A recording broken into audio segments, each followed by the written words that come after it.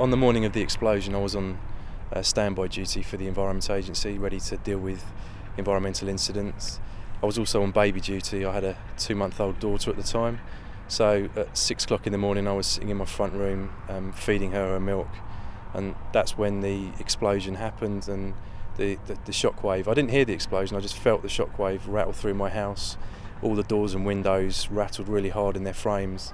I went out the front of my house to have a look, and there was no obvious signs of damage to my house, but clearly something had happened. And that's when I went in to my front room, turned the television on, and there were reports of possibly a plane crash. And it wasn't until a little bit later on that I heard the oil depot at Buncefield and Hemel Hempstead mentioned. And that's when I realised that obviously this is something that I would need to become involved in. In preparation for that, I got dressed, got all my gear ready, and was basically sitting outside in my car waiting for the telephone call to come through. And when the call came through, I was on site within 10 minutes. It was pretty chaotic when I arrived. At the time, nobody really knew what had happened.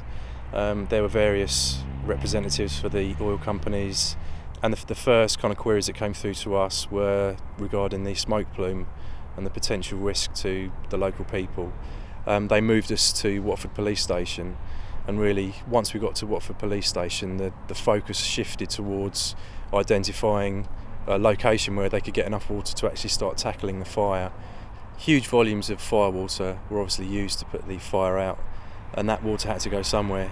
It wasn't possible to contain all of it on site, so a lot of it soaked into the ground.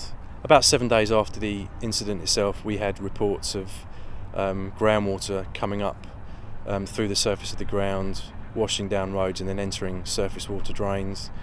And that was when it was obvious of the scale of the impact of groundwater, because that groundwater that was coming up, you could see there were big globules of black water, tar and oil, which was obviously part of what had been washed from the firefighting.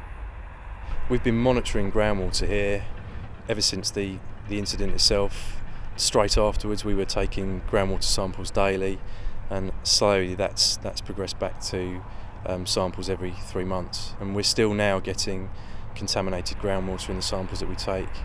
We've all felt the impact of this, and to be honest, it could have been an awful lot worse. It happened, when most people were asleep in bed on a Sunday morning, and I saw the damage the explosion did to some of the offices and buildings right next door. So, it's incredible that nobody was killed.